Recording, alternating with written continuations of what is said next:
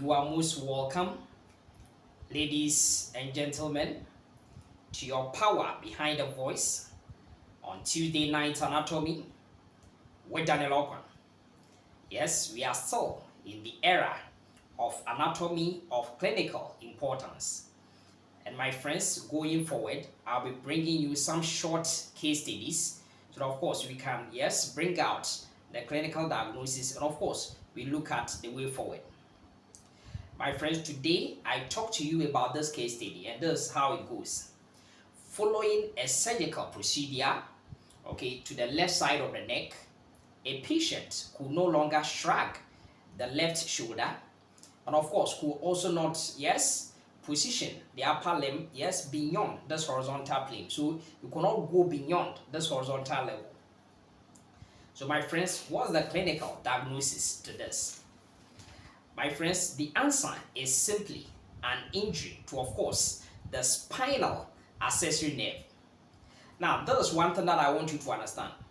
First of all, whenever we come to the neck region, we have two main triangles. We have the anterior triangle of the neck. We have that of the posterior triangle of the neck. Yes, by way of the demarcation, is this muscle that we find over here that we can appreciate over here. This muscle, which is known as the sternocleidomastoid muscle. Now, please understand that both the sternocleidomastoid muscle and, of course, this muscle that you can appreciate over here, which, of course, if you hold it, you feel that pain over here, is, my friend, the trapezius muscle. Both of these muscles are supplied by the spinal accessory nerve. That's one thing I want you to understand. But remember that we said that there was a procedure to, of course, the neck region.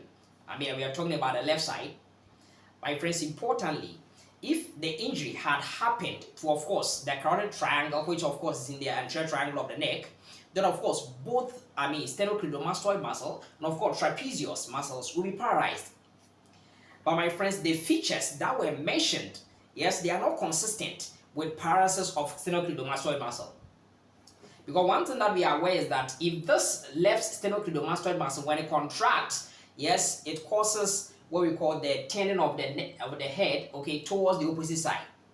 And also, we can also, upon contraction, it may cause also, what we call lateral flexion at the neck region, the same side.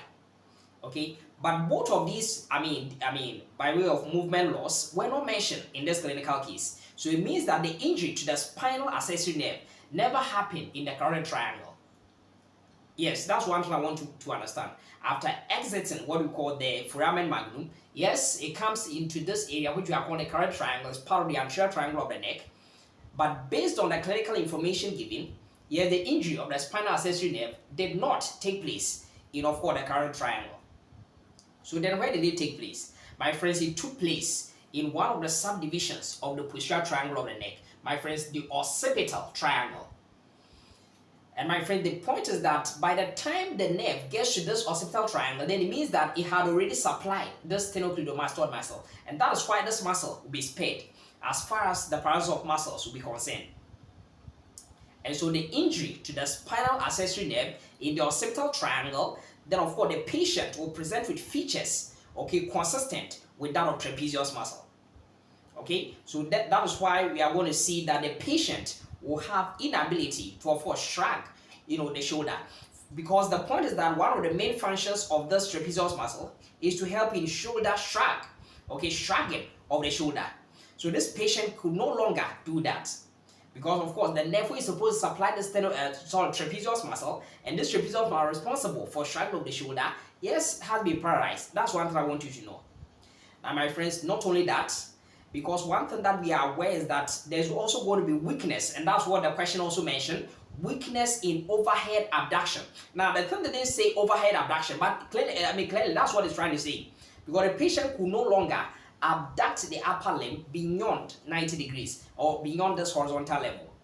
Now, understand that there are two muscles which are responsible for overhead abduction, of the upper limb at the shoulder joint. Yes, one of them is the boxer's muscle, the big swing muscle. Of course, that's the one we call the serratus anterior muscle. But augmenting the function of serratus anterior muscle is, my friend, trapezius, to help with that overhead abduction. So clearly, it tells us that, yes, of course, there's going to be that kind of weakness in overhead abduction. So when you have a certain case scenario like that, if the person performed the surgery, yes, after the surgery, yes, the person could no longer perform this movement, then you know that of course the nerve that is injured is of course spinal accessory nerve. But one thing that I want you to become aware is that the injury happened after supplying, sternocleidomastoid muscle in what you call the occipital triangle of the posterior triangle of the neck. My friends, I believe you find this, presentation very helpful. Of course, in future videos, we are going to have more of these ones. I'm very grateful for your time this evening. Have a good night, all of you, and may the good Lord richly bless you. Amen.